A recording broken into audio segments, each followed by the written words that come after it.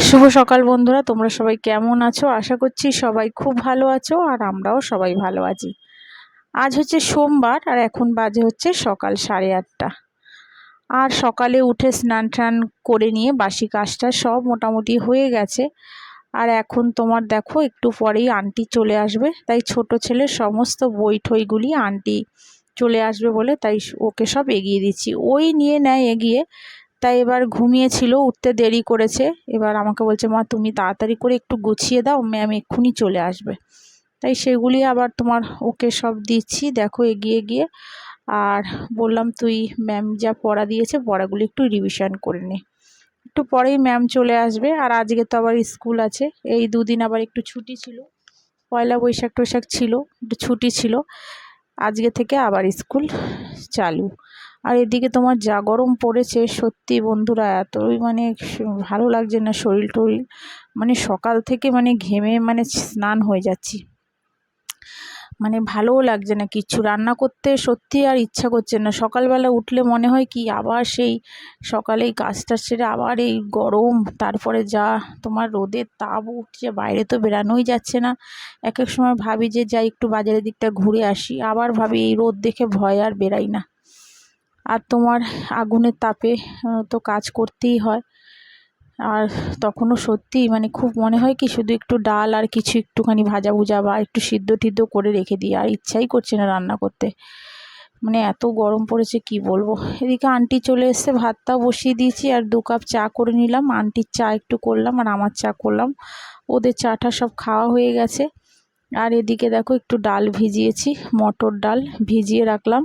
আজকে করব একটু তোমার মটর ডালের তোমার বড়ার তরকারি করব, আর একটু অরহর ডাল করব, টক ডাল, মানে আম দিয়ে ডাল করব। আর করব হচ্ছে একটু আলু আর একটু ভেন্ডি ভাজবো। ছোট ছেলে তোমার স্কুল যাবে, তাই একটু তাড়াতাড়ি করেই করে নেব। একটু তোমার আম ডাল বসিয়ে দিচ্ছি দেখো, ডালটা সিদ্ধ করে নিয়েছিলাম, একটু তোমার দিয়েছি হচ্ছে সর্ষে আর শুকনো লঙ্কা দিয়ে দেখো ডালটা করে নিলাম। আর এই গরমে এখন তোমার আম ডালটাই খাওয়া সব থেকে ভালো, কারণ গরমে একটু টক ঠক খাওয়াই উচিত। আর দেখবে একটু টক ডাল একটু আলু ভাতে হলেই যেন সব খাওয়া হয়ে যায়। আর এদিকে তোমার ডালটাও হয়ে গেছে, ওদিকে একটু ডিমের ভুজিয়া আর একটু আলু ভেন্ডি ভেজে দিয়েছিলাম। সকালের দিকটা ওরা ওই দিয়েই খেয়ে নিয়েছে। আর একটু তো তোমার মটর ডাল ভিজিয়ে রেখেছি, আজকে বললাম একটু বড়ার তরকারি করব। আর কালকের যেন তো অনেকটা মাংস রয়ে গেছে, তাই আজকে আর তোমার দাদাকে বললাম বাজারে যেতে হবে না, এই দিয়ে মোটামুটি হয়ে যাবে। শুধু শুধু আবার মাছটা আনবে, এদিকে মাংস মাছ, আর গরমে তো তোমার বেশি খাওয়া ঠাওয়া উচিত না, কারণ এখন প্রায় সময় শুনছি এরও শরীর খারাপ হচ্ছে। আমারই এক মাসি শাশুড়ির মেয়ের জামাইয়ের হঠাৎ করে তোমার মানে বমি, মানে পটি হচ্ছে, খুব শরীর খারাপ হচ্ছে। পাশাপাশিও শুনলাম একজনের হয়েছে। তাই এখন যতটা গরমে লিমিটে খাওয়া যায়। এদিকে ছেলেকে রেডি করে দিলাম, একটু টিফিনে দিয়েছিলাম 2টো লাড্ডু আর 2টো খেজুর দিয়ে দিয়েছিলাম। আজকে আর কিছুই করেই দিইনি, বলছিল যে মা আমাকে একটু পাস্তা করে দাও, তাই বললাম না আজকে আর করে দেবো না, আজকে এই নিয়ে যাও। আর একটু ওকে ভাত খাইয়ে দিলাম, খাইয়ে ঠাইয়ে দেখো বিছনা টিছনাগুলি আবার পরিষ্কার করতে চলে এলাম। ঘর ঠরগুলি তো তোমার কিছুই ক্লিন করতে পারিনি। এদিকে দেখো সমস্ত জামা কাপড় আবার তুলে নিয়ে এলাম। আর এদিকে কালকে শাড়িটা পরেছিলাম, সেই শাড়িটাও আবার ভাঁজ টাজ করে আবার রেখে দিলাম।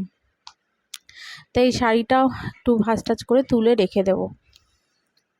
জামা কাপড়গুলি সমস্ত তোমার গুছিয়ে নিচ্ছি। চাদরটাও কালকে মাসিকে দিয়ে একটু কাচিয়েছিলাম, মাসি কেচে দিয়ে গেছিলো সন্ধ্যার পরে। আর তোমার এটাও ভাঁজ করে রেখে দিচ্ছি।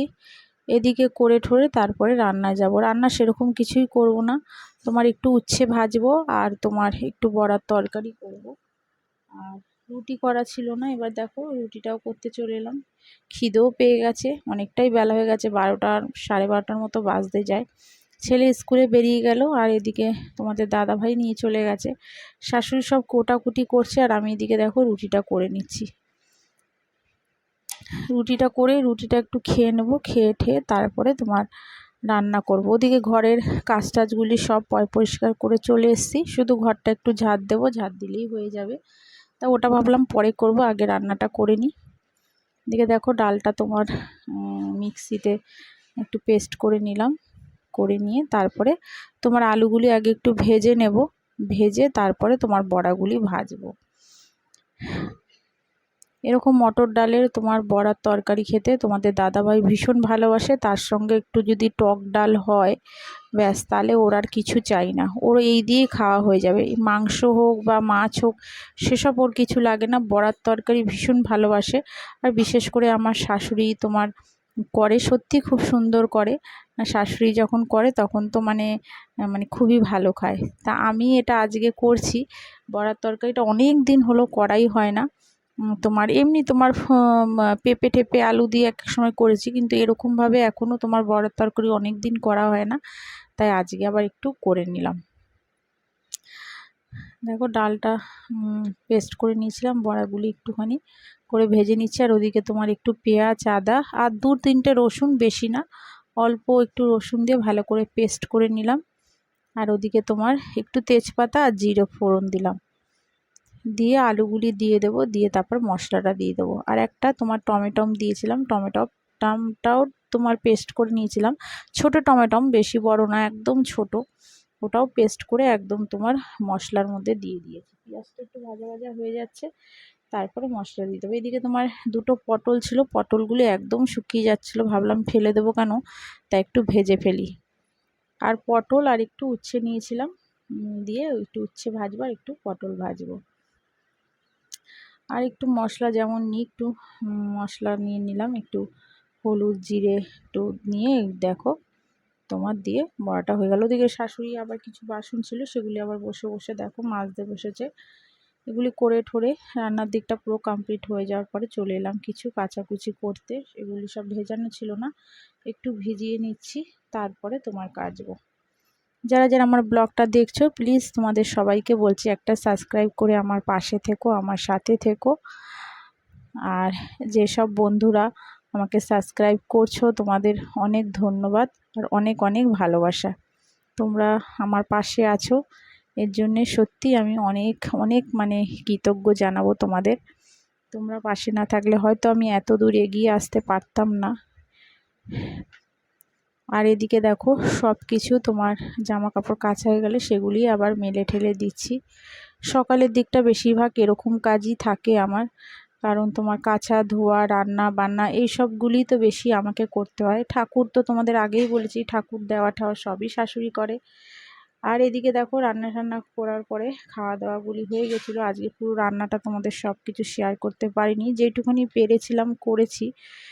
আর তোমার এবার দেখো বিকেলের দিকটা একটু শুয়েছিলাম, তারপর ছোটো ছেলে আসার পরে ওকে একটু খাইয়ে ঠাইয়ে দেওয়ার পরে একটু পনির ছিল ঘরে। আগের দিনকা তো পয়লা বৈশাখ ছিল, সেদিনকা তোমার দুপুর মানে রাত্রির দিকটা ভেবেছিলাম একটু পনিরের তরকারি করব। তাই এবার তোমার বাইরের থেকে অনেক তোমার মিষ্টির প্যাকেট ট্যাকেট অনেক কিছুই আনা হয়েছিল। তারপরে তোমার একটু বিরিয়ানি টিরানিও বড় ছেলে এনেছিল, সেগুলি খেয়েছে।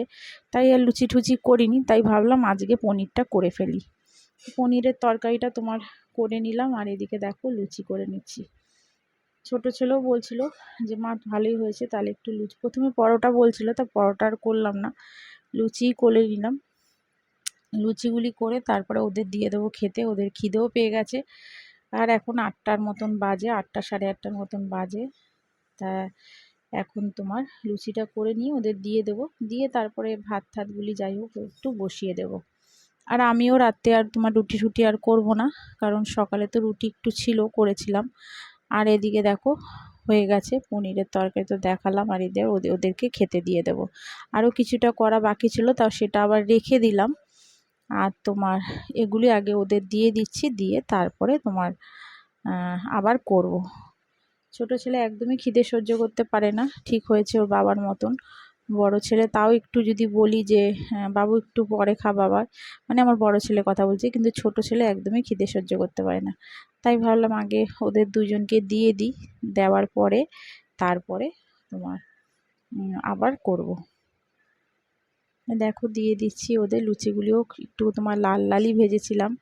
বড় ছেলে আবার লাল লাল লুচি খুব ভালোবাসে, তাই বলছিল মা লুচি যখন ভাজছো লুচিগুলো একটু লাল লাল করবে। দেখো প্রতিটা লুচি একটু লাল লাল করেই ভেজেছি। আর এরকম সত্যিই লাল লাল লুচি খেতে সত্যিই খুব ভালো লাগে। আর তার সঙ্গে যদি একটু পনিরের তরকারি হয় বা একটু ছোলার ডাল, আর এর সঙ্গে যদি একটা মিষ্টি হয়ে যায়, তাহলে তো দারুণ জমে যাবে বলো। তা মিষ্টি ছিল ঘরে, তা ওদেরকে বলছিলাম একটু লাড্ডু ঠাড্ডু রয়েছে, তা ওরা বললো না খাবো না।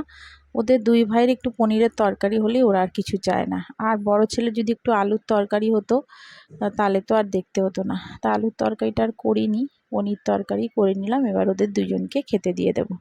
আর আমি এখনও চা খাইনি, চাটা করব ওদেরকে দিয়ে, তারপরে আরও যে লুচিগুলি রয়েছে সেগুলি সব ভাজবো, ভেজে তারপর চা করব। ভাজা টাজা হয়ে যাওয়ার পরে একটু চা করে নিচ্ছি, একটু চা আর খাবো মুড়ি। আর লুচি আর খেলাম না, মানে রাতের দিকে খাবো না লুচি ভাবছি। তা একটু রুটি রয়েছে, এখন একটু একটা লুচি দিয়ে শুধু তোমার চাটা খাবো। আর রাত্রির দিকে ভাবছি লুচিটা আর খাবো না, কারণ তোমার লুচিটা খাবো না বলতে দুটো রুটি রয়েছে, রুটি দুটো নষ্ট হবে, তাই ভাবলাম রুটি দুটো খেয়ে নেবো, আর লুচি থাকলে কালকে খেয়ে নেব। দেখো হয়ে গেল। তাহলে চলো আজকের মতন সবাইকে টাটা, আবার দেখা হচ্ছে আগামীকাল। তোমরা সবাই ভালো থেকো।